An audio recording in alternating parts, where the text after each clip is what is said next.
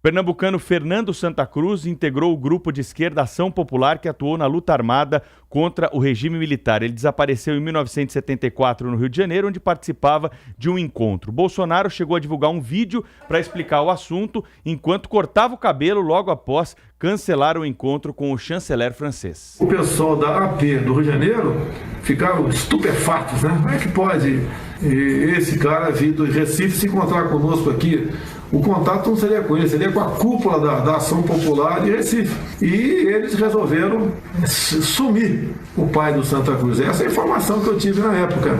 Isso que aconteceu, não foram os militares que mataram ele não, tá? É muito fácil culpar os militares por tudo que acontece.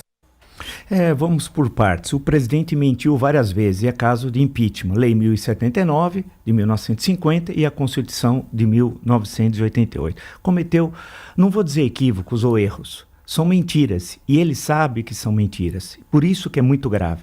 A primeira mentira, ele não estava se deslocando de Pernambuco para o Rio de Janeiro, mas de São Paulo para o Rio. Primeira mentira. Segunda mentira que o presidente disse, e isso é muito desagradável, que ele é presidente do meu país, do nosso país, é que ele participou de ações de luta armada. Mentiu também. E ele sabe que é mentira, porque a Ação Popular Marxista-Leninista nunca participou de nenhuma ação de luta armada. Terceiro, e o presidente mentiu, Fernando Santa Cruz tinha endereço aqui em São Paulo e emprego aqui em São Paulo. Emprego público numa empresa, Departamento de Águas e Energia Elétrica aqui de São Paulo. Mais uma mentira do presidente. Ele reconhecido o atestado pelo governo, inclusive na semana passada o atestado de óbito do Fernando Santa Cruz, que foi assassinado em dependências do governo no Rio de Janeiro, da Marinha.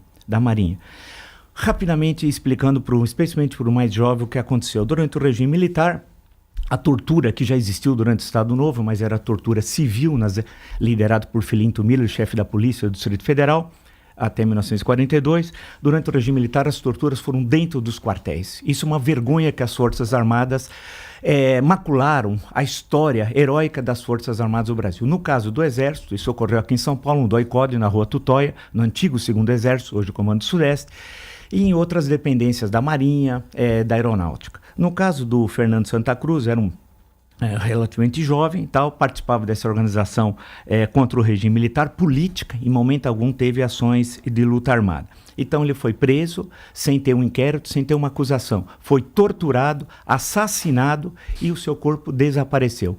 Umas versões diz que ele foi enterrado em certo cemitério clandestino e outras que teria, segundo um delegado do DOPS, em livro, sido colocado num forno em Campos, no estado do Rio de Janeiro. O seu corpo portanto, desapareceu. A mãe de Fernando Santa Cruz morreu com 105 anos de idade, aguardando a entrega do corpo do filho, que nunca foi entregue.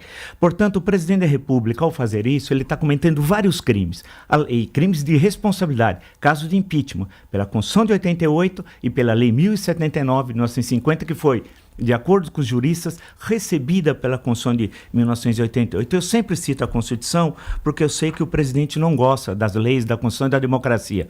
É um presidente extremista, neofascista. A Constituição diz no artigo 5º, no inciso 3º, que ninguém será submetido à tortura. E a mesma Constituição diz que a dignidade da pessoa humana é um dos fundamentos da democracia brasileira. Portanto, é desagradável dizer isso, eu não digo isso com prazer, mas com muita dor, que nós temos um presidente que defende tortura. E ele usou como fonte um livro de um assassino, um terrorista de Estado, que durante 4 anos assassinou brasileiros aqui na Rua Tutóia, em São Paulo, o então capitão Carlos Brilhante Ustra, Esse assassino foi louvado pelo presidente no dia do impeachment, vocês devem se lembrar de Dilma Rousseff, e ele voltou a citá-lo, esse torturador, que seria caso do Tribunal de Nuremberg, se tivesse funcionando o Tribunal de Nuremberg. Era um assassino que, sob a sombra do Estado, assassinou diversos brasileiros. Portanto, o presidente da República desenterrar essa questão, usar esse argumento do OAB, que é mentiroso, é mais uma mentira, é a 7ª mentira que ele disse nessa pequena entrevista aí. É a 7ª mentira, a OAB não proibiu coisa alguma, ele está mentindo. Eu não tenho nada com o presidente da OAB, o Felipe Santa Cruz, inclusive discordei politicamente dele sobre questões agora desse ano. políticas dele, mas é uma outra questão. Agora, é intolerável, inadmissível um presidente da República rasgar a nossa Constituição, o nosso ordenamento legal, defender tortura, defender assassinato, né? Defender alguém que maculou a honra das Forças Armadas, como o então capitão, terminou a vida como coronel, Carlos Brilhante Ustra. Não é possível. O jurista, brilhante jurista, autor do pedido de impeachment, um dos autores de Dilma Rousseff, Miguel Reale Júnior, disse, jurista conhecido, professor titular da USP, ex-ministro da Justiça, disse ontem com propriedade, eu assino embaixo, o caso de Jair Bolsonaro não é de impeachment, disse Reale Júnior, mas de interdição. O Marco Antônio Villa assina junto essa frase, com muita honra, junto com o Reale Júnior. É caso de interdição. São 7h06. Vamos então a mais repercussão dessa declaração, das mais polêmicas do presidente Jair Bolsonaro. O presidente da OAB diz estar chocado com a crueldade presente nas declarações de Jair Bolsonaro. Em áudio encaminhado com exclusividade à Rádio Bandeirantes, Felipe Santa Cruz prometeu tomar as medidas cabíveis contra o chefe do executivo. A verdade é que o presidente, se fala saber de fatos da ditadura que não são do conhecimento de todos, saber dados, saber informações, até porque ele era da sua juventude, deve vir a público e esclarecer esses fatos, inclusive tomaremos medidas nesse sentido. A fala de Bolsonaro gerou reações de entidades como a Anistia Internacional e no meio político, entre eles o governador de São Paulo, João Dória. É inaceitável que o presidente da República se manifeste da forma como se manifestou em relação ao pai do presidente da OAB, Felipe Santa Cruz. Foi uma declaração infeliz do presidente Jair Bolsonaro. Em entrevista à Rádio Bandeirantes, o jurista Miguel Reale Júnior destacou que o caso de Bolsonaro é de interdição. É uma coisa tão grave dizer isso de qualquer pessoa, e ainda mais o presidente da ordem, ele quer a guerra, ele quer o confronto o tempo inteiro, ele prejudica a si próprio. Portanto, realmente até disse, não é caso de impeachment, é caso de interdição. Eu gostaria de lembrar, eu já citei ontem, mas parece que por premonição, hein? Eu citei de manhã aqui. E à tarde teve essas declarações do presidente. Citei o livro do Macluf, Luiz Macluf Carvalho, O Cadete e o Capitão, a vida de Jair Bolsonaro no quartel. E nesse livro tem aqui a folha de serviços do tenente, depois capitão, que saiu com desonra do exército, ficou preso por indisciplina. Depois Jair Bolsonaro organizou atentados, queria organizar atentados terroristas em 1987. De terrorismo ele entende. E o coronel Pellegrino diz sobre ele o seguinte, sobre o comportamento do tenente Bolsonaro no segundo semestre de 1983. E abre aspas, está na página 104. Isso é um documento oficial do Exército. Então, o tenente, no segundo semestre, era reflexo de sua imaturidade e exteriorização de ambições pessoais baseadas em irrealidades, aspirações distanciadas do alcance daqueles que pretendem progredir na carreira pelo trabalho.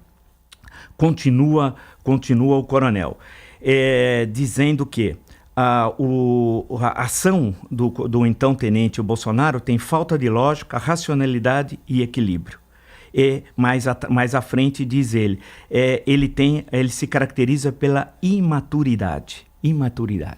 Portanto, isso em 1983. Nós estamos em 2019. O problema é que aqui ele era tenente, depois capitão. Até aí tudo bem, não fazia mal a muita gente. Agora ele é presidente da República Federativa do Brasil. Não é possível o Brasil assistir. Ele vai jogar o Brasil na maior crise da história.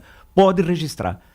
Ele vai jogar, quando reabrir o Congresso Nacional, o Supremo Tribunal Federal em agosto, ele vai jogar no Brasil numa crise, no momento, olha a irresponsabilidade desse imaturo, no momento que nós vivemos a crise econômica mais grave da história do Brasil republicano, no momento que nós precisamos de paz política, ele coloca fogo no circo. É um irresponsável. Foi chamado por Reale Júnior de Bolsonaro, né?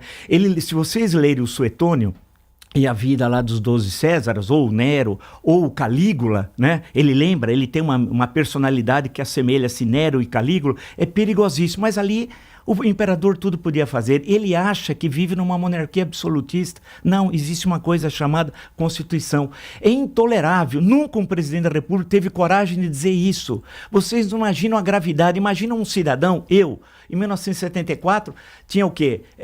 Tinha 19 anos, ser preso sem ter culpa, sem ter nada, inquérito, sem ter nada, ser levado para o Rio de Janeiro, ser torturado barbaramente numa dependência de Estado, reconhecida hoje por documento oficial, no caso foi a Marinha, ser assassinado e o corpo desaparece.